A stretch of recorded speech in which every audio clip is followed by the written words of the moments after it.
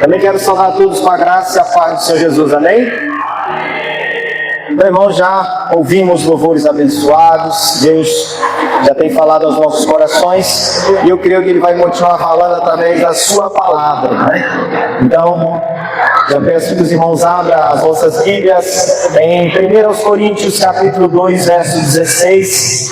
Quero discorrer um tema aqui que eu creio que será bem oportuno para aprendermos aqui esta noite. E Paulo, escrevendo aos Coríntios, ele fala sobre a mente de Cristo. Eu queria trazer um pouquinho sobre esse assunto, até porque isso tem a ver com identidade, com mentalidade.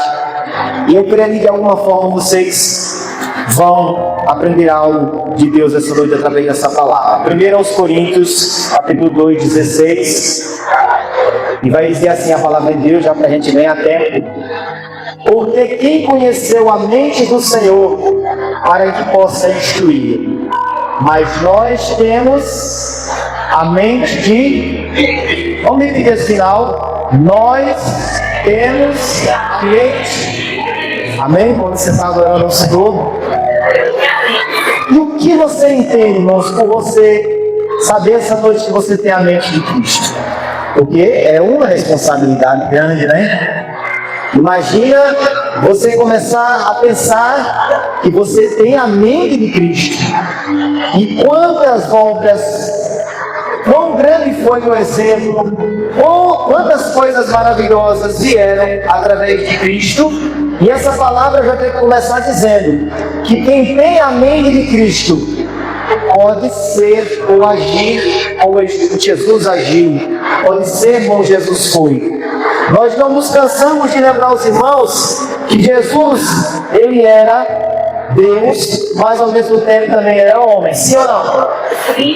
Então, para poder Jesus ser justo e cumprir algo em nosso lugar, ele deve se fazer igual a nós. Então, por isso que ele encarnou, ele veio como homem para cumprir toda a lei, para cumprir todo o exemplo que ele deveria dar. Mas esse exemplo, irmãos, ele pode ser imitado, ele pode ser seguido. Então hoje eu quero passar para os irmãos um pouquinho sobre a mente de Cristo. Mas em que sentido eu quero falar da mente de Cristo? Eu quero falar da mentalidade que ele tinha, a maneira como ele enxergava, a maneira como ele reagia. Claro que eu passaria um ano todo aqui falando sobre diversas coisas que Jesus fez, e talvez ainda fosse ter pouco tempo, mas eu separei algumas coisas interessantes. E olha só, a primeira coisa que eu quero dizer para os irmãos, se a irmã Cristina quiser colocar aí para a gente ir confirmando o que eu vou dizendo, aí em Mateus 16, 13. Mateus 16, 13.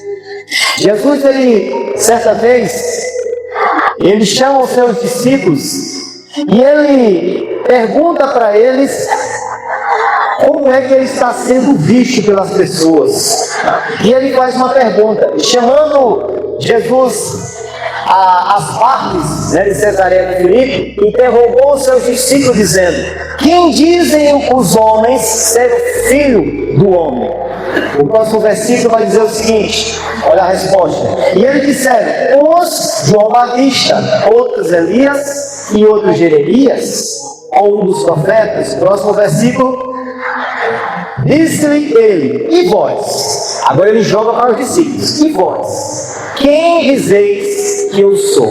Pode parar aqui por enquanto. O que é que esse versículo para mim ele fala? Ele fala sobre identidade. Repita comigo: identidade. Identidade, irmãos, é você saber quem você é, mas também saber quem Deus é, ou quem Jesus é. Se você, como cristão, não sabe essas duas coisas, hoje você vai sair daqui sabendo, amém? Porque se você começar a meditar quem é Jesus e quem é você, agora vem uma pergunta: em que aspecto? Porque se a gente for olhar para a gente no sentido humano, a Bíblia vai dizer que a gente é um trapo de imundícia.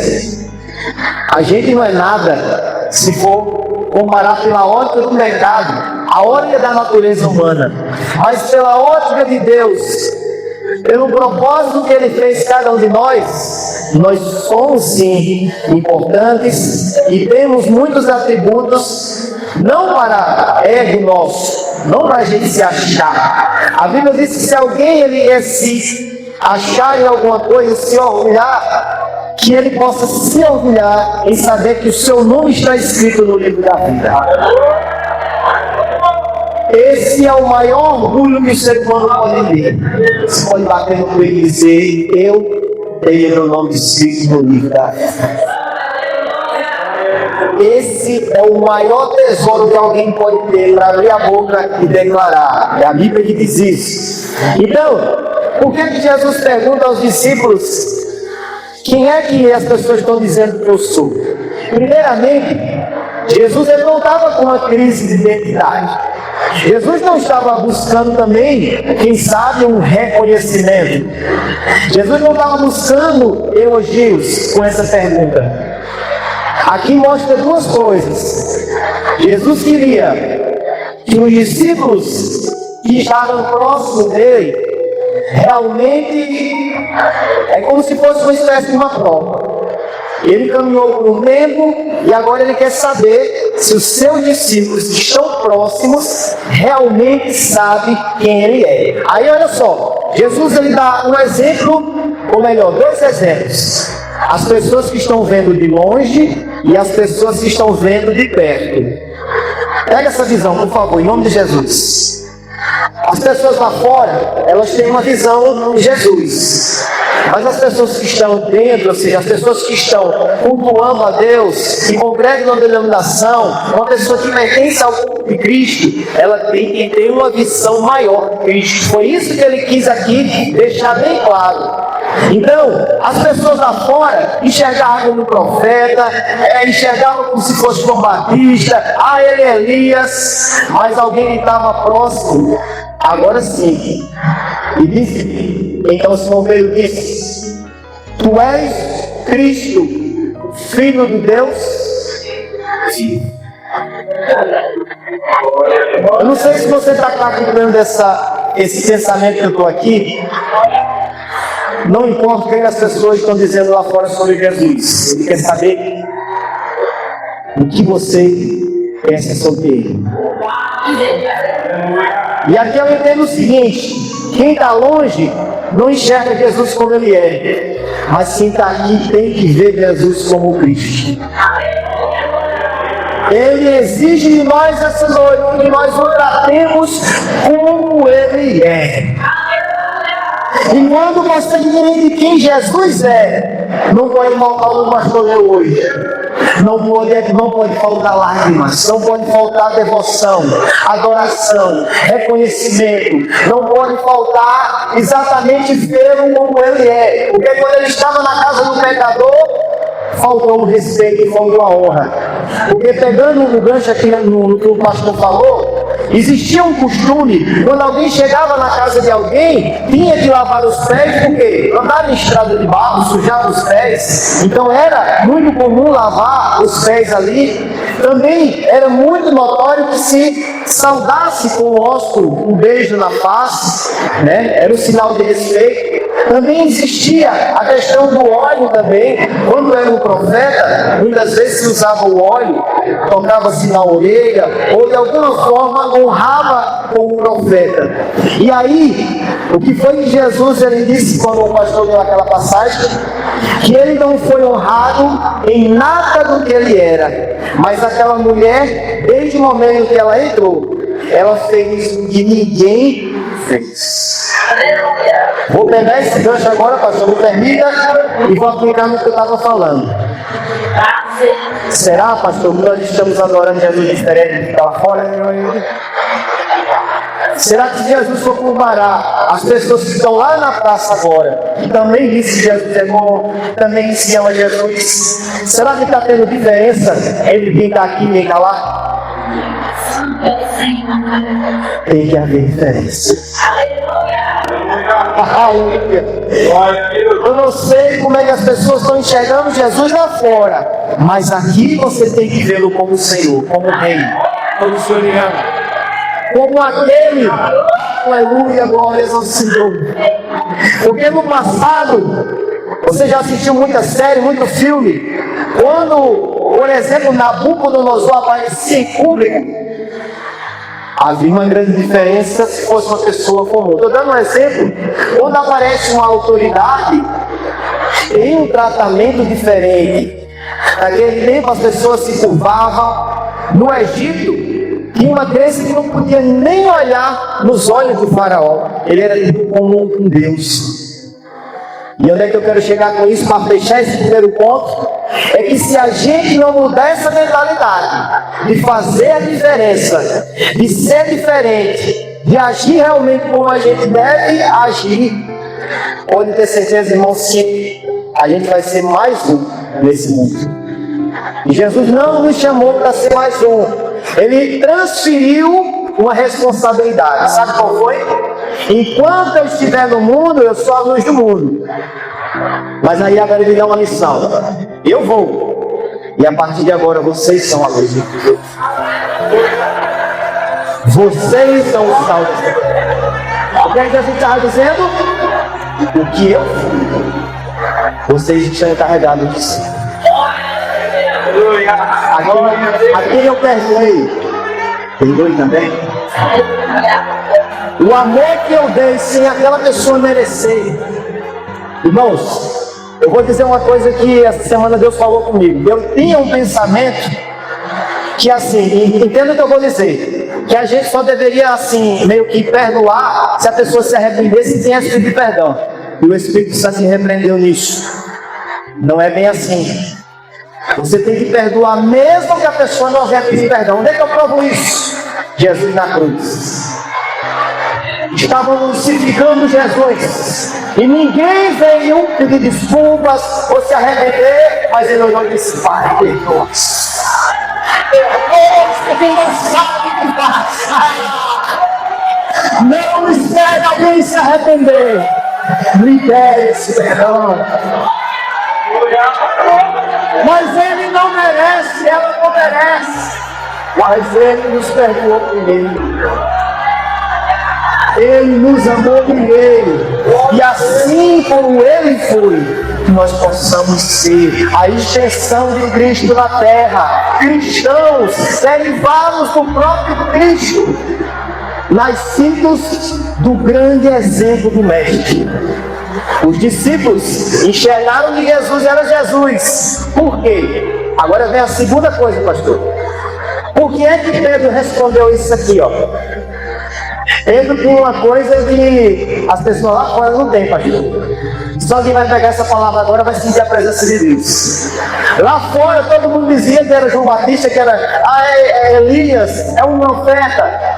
Mas quem está perto do Senhor tem uma coisa que os outros não veem. E o que é? Versículo 17, uma questão.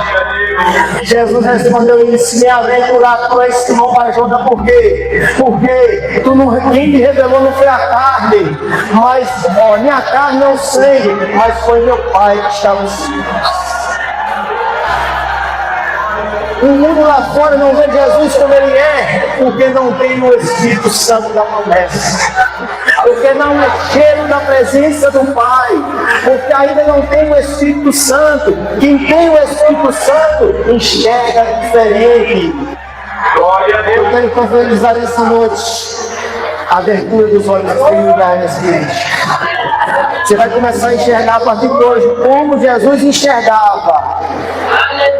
Vai começar a ver as coisas como espiritualmente elas são. Lembra que eu preguei outro dia aqui sobre visão e vista? Hora de olhar apenas pelos olhos, olhe pela palavra.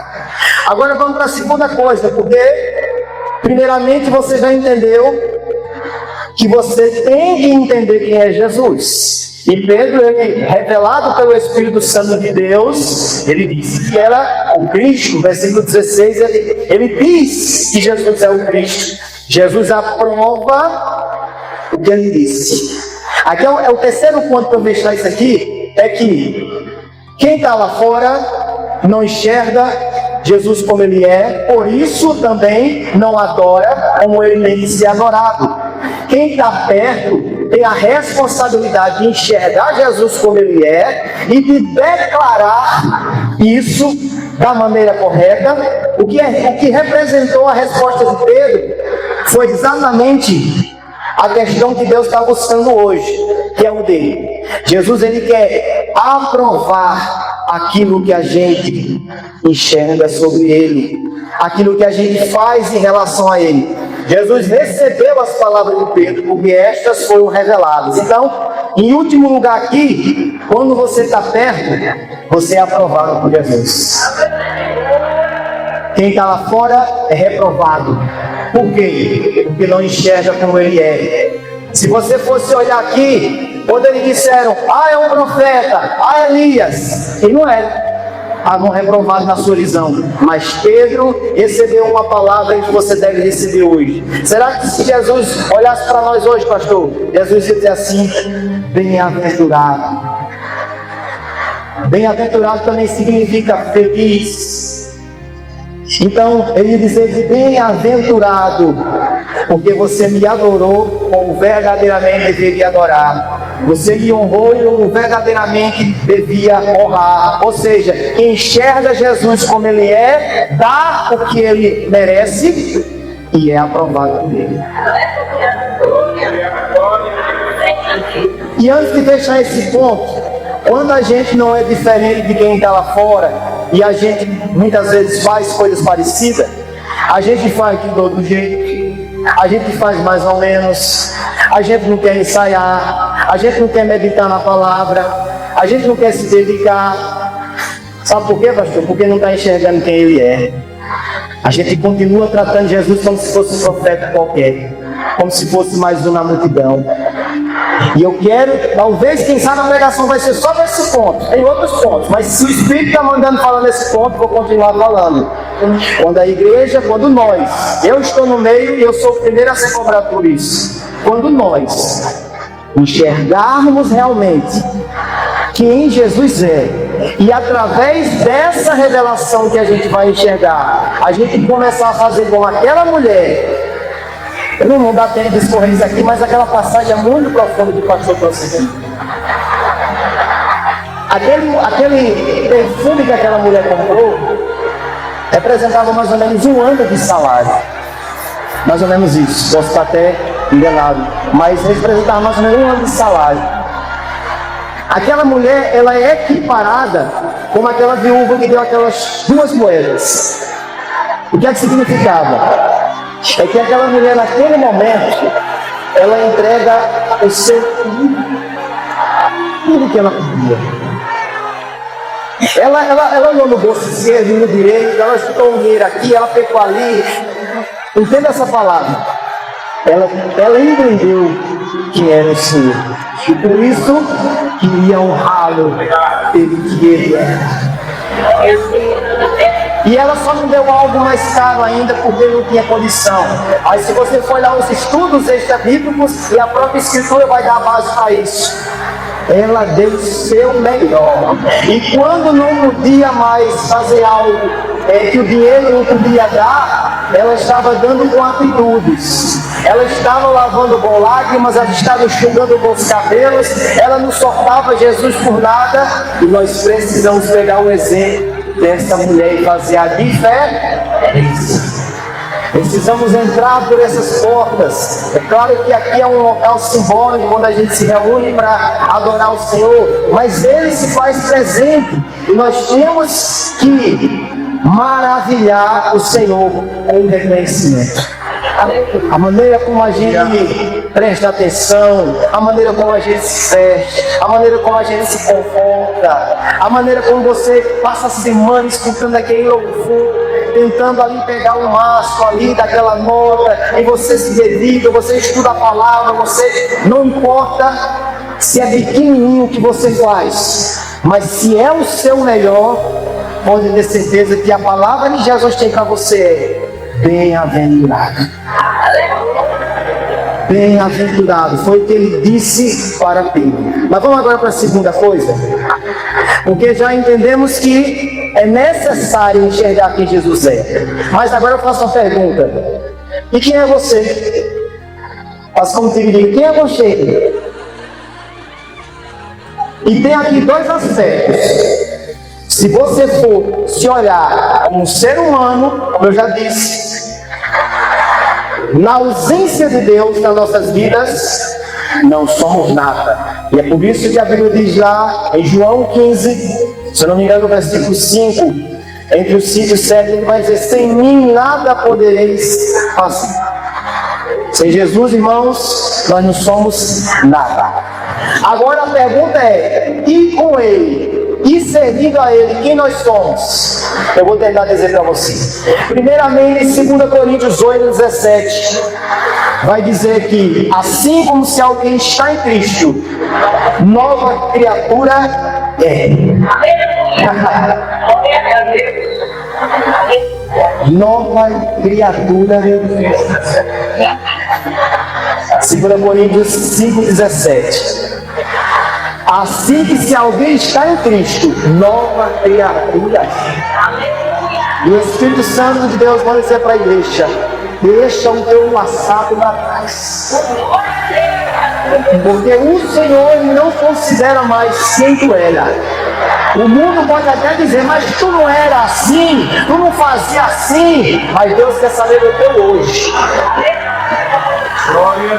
Deus rasgou aquela identidade que tu tinha, te deu um novo nome, te deu uma nova imagem, e hoje a Bíblia está dizendo uma nova criatura, e o texto não para por aí, e diz: e as coisas velhas já passaram, e eis que tudo se fez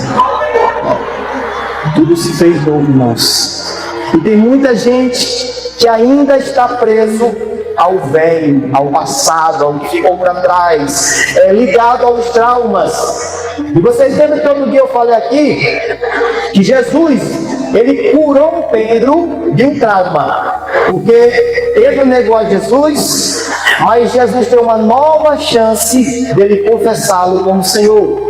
E aí eu já falei para vocês aqui, quem estava aqui no dia, eu trouxe os detalhes. Jesus recriou todo o cenário, né? Tinha fogueira, tinha fumaça, do mesmo jeito que quando ele negou, o cenário foi montado.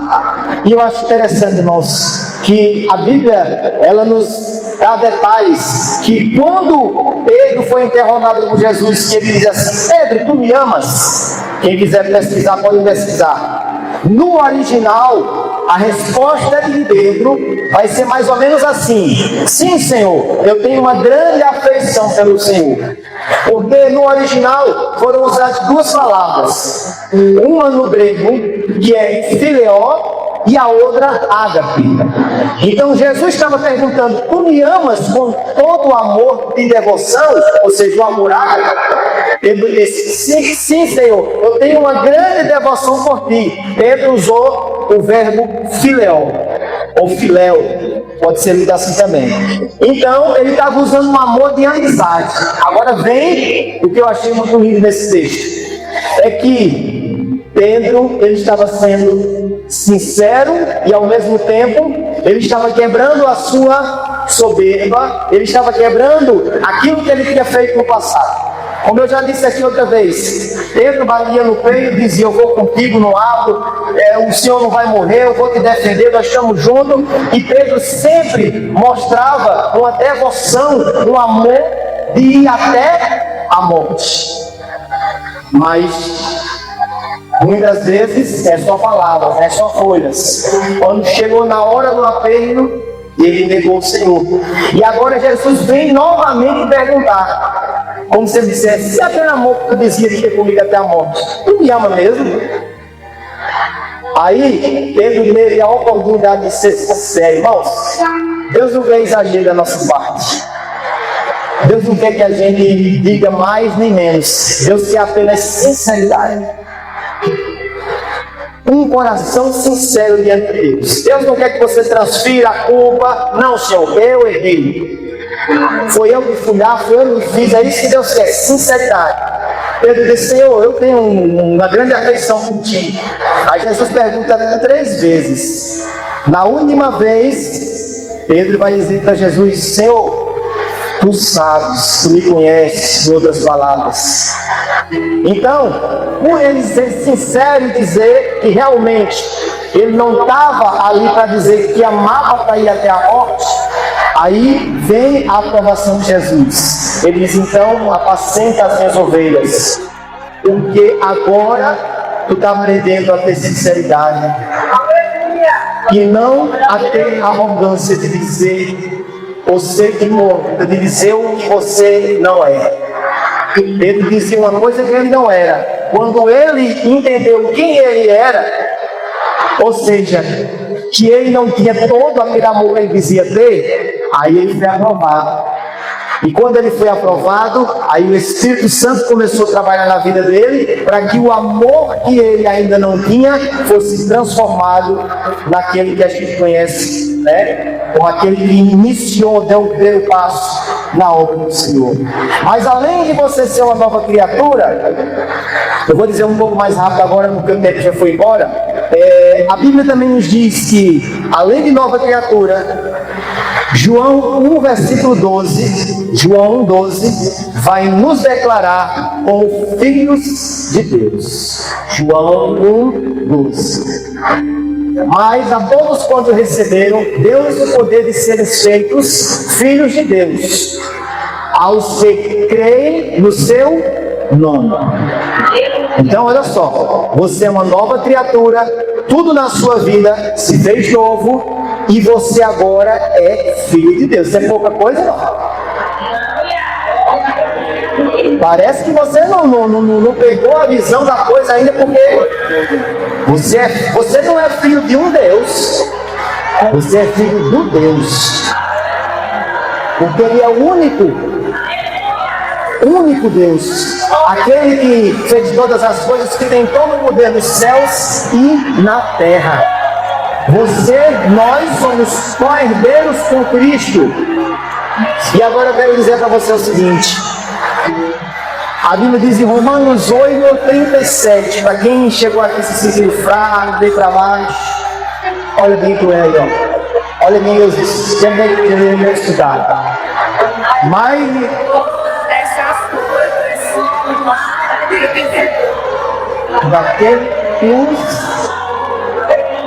você é mais que vencedor, irmãos. Agora, deixa eu te dizer, um dia o Espírito Santo me deu uma visão dessa palavra aí. O que significa ser mais do que vencedor? Já parou para pensar? Porque se vencedor é bom, imagina ser mais do que vencedor. E o que eu vou dizer aqui, irmão, não está na Bíblia, é eu que estou dizendo, mas eu estou falando da oração. O que é ser mais do que vencedor?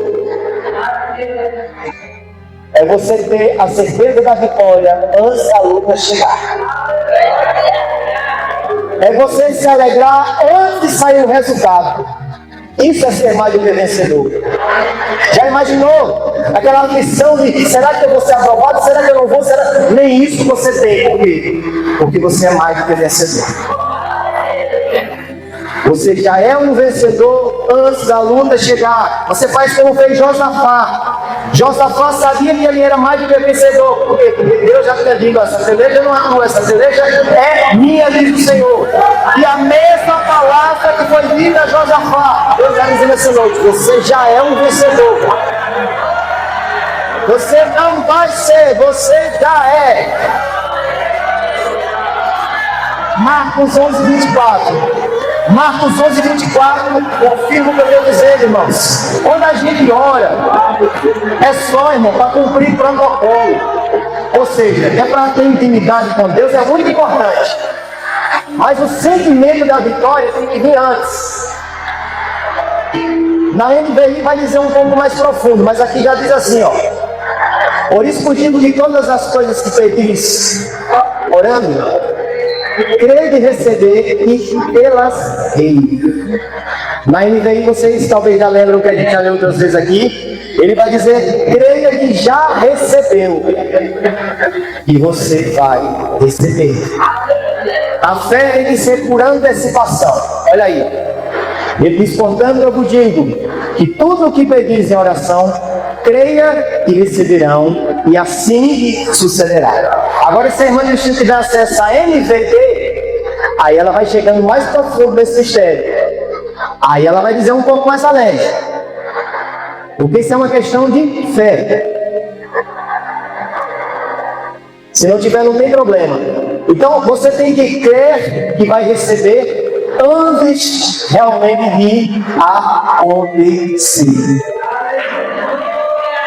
Enquanto a irmã está pronto aí, eu digo para vocês aqui o seguinte.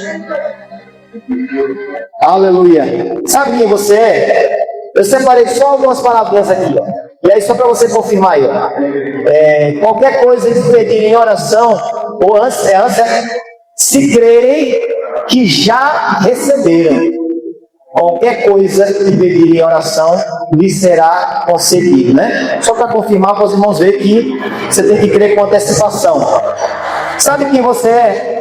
Perante as Escrituras, que não dá tempo de citar, são mais de 95 versículos aproximadamente, que vão trazer um resumo sobre quem você é.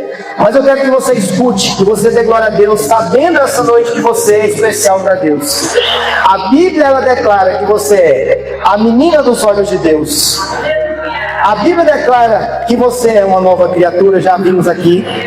Ela diz que você é mais do que vencedor, você é escolhido, você é amado, você foi perdoado, justificado, redimido, santificado, você é herdeiro de Deus, co-herdeiro com Cristo, templo do Espírito Santo, luz do mundo, sal da terra, você é sacerdócio real, nação santa, povo escolhido, amigo de Deus, você é livre, você é curado pelas feridas de Jesus, você é fortalecido pelo Espírito Santo, guardado pelo Santo de Deus, abençoado, ungido, consagrado, chamado, capacitado, protegido, levantado para vencer, cabeça e não cauda, lavado pelo sangue de Cristo, cheio da presença e da glória de Deus. Você vai sair daqui hoje se achando para a glória de Deus, no Espírito. Você é um espelho que reflete a imagem do Senhor. Não chore ciúme, ainda não. Já Deus é conhecer ele no valor. Você é precioso, mas para que eu fiz. Você desistiu dentro, vai desistir. Ele está aqui. Se o mundo te fizer, mas você é um espelho que reflete a imagem do Senhor. Não chore se o mundo ainda não. Deus reconhece seu valor. Você é precioso, mais raro que o ouro que eu fiz. Se você